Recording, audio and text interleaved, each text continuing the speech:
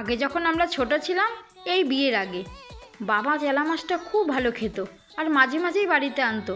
আমরা সবাই খেতাম, খুব কাটা কিন্তু তবুও খেতাম। আর এখনকার বাচ্চারা কাটা মাছ তো একদমই খেতে চায় না। যেমন আমার ছেলে কাটা মাছ একদমই খাবে না। বাবা বলতো যে মাছে নাকি বেশি কাটা সেই মাছের নাকি টেস্ট নাকি খুব ভালো। অনেক দিন বাদে বাড়িতে এনেছে চেলা মাছ।